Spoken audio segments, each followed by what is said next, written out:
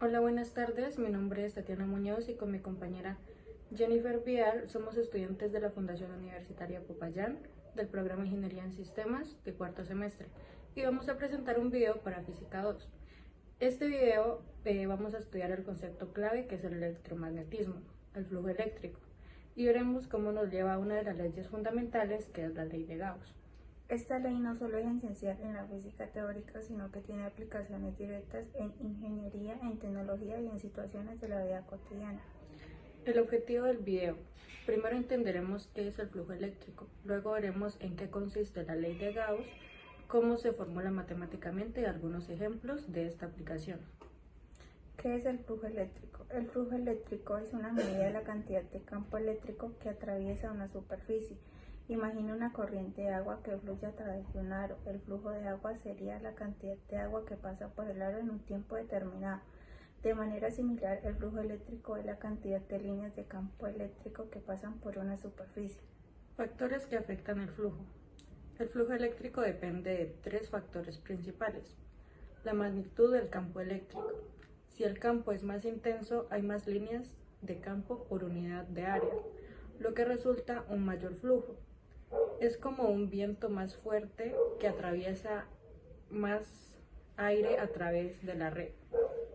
Área de la superficie. Una superficie más grande intercepta más líneas de campo, lo que aumenta el flujo, como por ejemplo una red de pescar más grande atrapará más aire. Orientación de la superficie. Este es el factor más sutil y fundamental. El flujo es máximo cuando la superficie es perpendicular al campo, ya que todas las líneas de campo las atraviesan de frente. Por el contrario, el flujo es cero si la superficie es paralela al campo, porque las líneas de campo raspan la superficie sin atravesarla. La ecuación del flujo eléctrico para un campo eléctrico uniforme se calcula con la magnitud del campo eléctrico A, que es el área de la superficie, y el ángulo entre el vector del campo eléctrico y el vector normal del área. El vector de área es un concepto crucial en un vector perpendicular a la superficie cuya magnitud es igual al área de la misma. Flujo en superficies cerradas. Cuando consideramos una superficie cerrada como una esfera o un cubo, el flujo eléctrico neto es la suma de todo el flujo que entra y sale. Carga positiva interna. Si la superficie encierra una carga positiva, las líneas de campo eléctrico salen de la superficie. Por convención, eso se considera un flujo positivo. Carga negativa interna. Si hay una carga negativa dentro, las líneas de campo entran a la superficie. Esto se considera un flujo negativo. Sin carga interna, si la superficie cerrada no encierra ninguna carga, cualquier línea de campo que entra por un lado debe salir por el otro. El flujo neto total es cero. Las cargas externas a la superficie cerrada pueden crear un campo en su interior, pero no contribuye al flujo neto total. ¿Qué es la ley de Gauss? La ley de Gauss establece que el flujo eléctrico neto a través de cualquier superficie cerrada es directamente proporcional a la carga eléctrica neta encerrada por esta superficie. La fórmula es integral del campo eléctrico por el vector diferencial del área igual a la carga neta encerrada sobre permitividad eléctrica del vacío. Esta ley es asombrosamente poderosa porque nos dice que el flujo total que sale de una superficie cerrada depende únicamente de la carga que está dentro. La forma de la superficie no importa en absoluto. Eso nos permite usar una técnica ingeniosa para simplificar cálculos. Interpretación física. La ley nos dice que el campo eléctrico se relaciona directamente con las cargas dentro de la superficie. No importa la forma de la superficie, solo depende de la carga encerrada. La estrategia de la superficie gaussiana. La clave para aplicar la ley de Gauss es elegir una superficie gaussiana, una superficie cerrada imaginaria, de manera estratégica. La elegimos para que aproveche la simetría del problema y así simplificar la integral del flujo. Sistemas con simetría esférica. Para una carga puntual o una esfera uniformemente cargada, la superficie gaussiana ideal es una esfera concéntrica. En esta esfera el campo eléctrico es constante en magnitud y perpendicular a la superficie en cada punto, lo que hace que el cálculo del flujo sea trivial. Sistema con simetría cilíndrica. Para una línea de carga infinita, la superficie gaussiana ideal es un cilindro que envuelve la línea. El campo es perpendicular a la superficie lateral del cilindro y constante en magnitud, mientras que el flujo a través de las tapas es cero, simplificando la integral. Sistemas con simetría plano. Para un plano infinito de carga, la superficie gaussiana es una caja cilíndrica o rectangular que atraviesa el plano. El campo es perpendicular a las tapas de la caja y el flujo a través de los lados es cero. Conceptos claves. Superficie gaussiana es una superficie cerrada imaginaria que elegimos estratégicamente para aplicar la ley. Su forma y tamaño deben ser tales que aprovechen la simetría del problema, esférica o cilíndrica. Carga cerrada. Solo nos importa la carga que está dentro de nuestra superficie gaussiana. Las cargas fuera de ella no contribuyen al flujo neto. ¿Por qué es útil? La ley de Gauss nos permite calcular el campo eléctrico de forma mucho más sencilla que la ley de Coulomb, especialmente en situaciones con alta simetría, como una esfera uniformemente cargada, una línea infinita de carga, un plano infinito de carga. Simplifica cálculos, evite integrales largas. Aprovecha simetrías como esférica, cilíndrica, planar y funciona en cualquier superficie cerrada sin importar su forma. Tiene aplicaciones en ingeniería como capacitores, conductores, aislantes, cables eléctricos, materiales cargados. Importancia de aplicaciones. Aplicaciones prácticas. Diseño de capacitores, planos cargados. Estudio de campos en materiales aislantes o conductores. Y simplificación de problemas en física e ingeniería.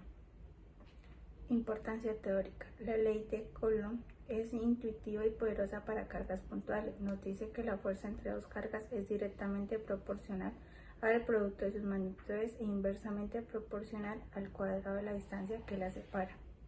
Sin embargo, cuando se trata de una distribución continua de carga, como una esfera, una línea o un plano cargado, calcular el campo eléctrico en un punto determinado se vuelve una tarea extremadamente complicada.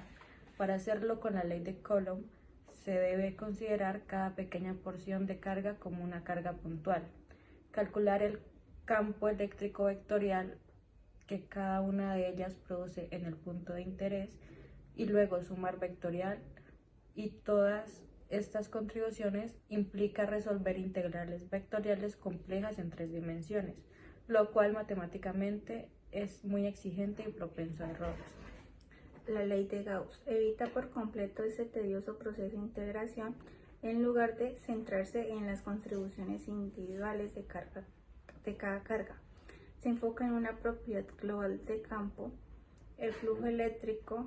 La ley establece un vínculo directo y simple entre el flujo eléctrico neto a través de una superficie cerrada imaginaria, llamada superficie gaussiana, la cantidad total de carga encerrada por esa superficie. En resumen, la importancia teórica de la ley de Gauss no solo ser un atajo, sino que revela una conexión más fundamental entre las cargas y el campo eléctrico.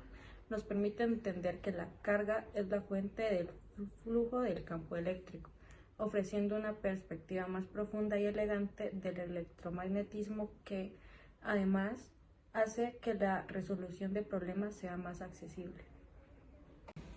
A continuación, vamos a presentar un ejercicio. En este ejercicio tenemos un cilindro muy largo de 5 centímetros de radio que está cargado de manera uniforme en todo su volumen.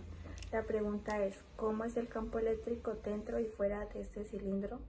Y además, ¿cuál es la diferencia de potencial entre el centro del cilindro y un punto que está a 15 centímetros de distancia del eje? Lo primero que debemos notar es que el problema tiene simetría cilíndrica.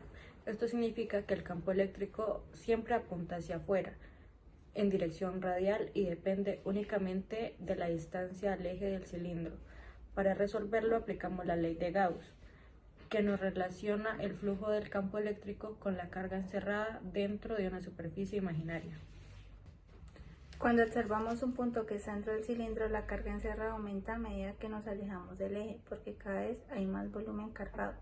Esto hace que el campo eléctrico aumente proporcionalmente con la distancia al centro. En otras palabras, cuando más nos alejamos del eje, más fuerte se vuelve el campo, creciendo de manera lineal. En cambio, si observamos un punto que está fuera del cilindro, toda la carga del cilindro queda encerrada. A partir de ahí, el campo eléctrico empieza a disminuir a medida que nos alejamos, siguiendo una ley inversa con la distancia. Es decir, fuera del cilindro, el campo se va haciendo más débil cuando estamos más lejos. Si lo presentamos en una gráfica dentro del cilindro, el campo sube en línea recta dentro del centro hasta la superficie. Allí alcanza su valor máximo y a partir de la superficie comienza a bajar suavemente siguiendo una curva que se hace cada vez más pequeña al alejarnos del cilindro. Ahora bien, para calcular la diferencia de potencial entre el eje y un punto situado a 15 centímetros, tenemos que sumar el efecto del campo eléctrico en dos regiones, la parte que está dentro del cilindro y la parte que está fuera. Dentro, el campo va aumentando poco a poco, fuera, el campo va disminuyendo. Al combinar ambos resultados, observamos un valor de diferencia de potencial que depende de la carga del cilindro y de la distancia considerada. En conclusión, este problema nos muestra dos comportamientos diferentes. Dentro del cilindro, el campo eléctrico crece linealmente con la distancia, mientras que fuera disminuye como una fracción inversa de la distancia, y con este podemos calcular la diferencia de potencial entre el centro y cualquier punto exterior. Es un ejemplo perfecto de cómo la ley de Gauss nos permite resolver problemas con alta simetría de una manera muy elegante. En conclusión, hoy aprendimos qué es el flujo eléctrico y cómo la ley de Gauss nos ayuda a relacionar este flujo con la carga encerrada. Es una ley poderosa porque nos permite calcular campos eléctricos de forma sencilla en sistemas simétricos.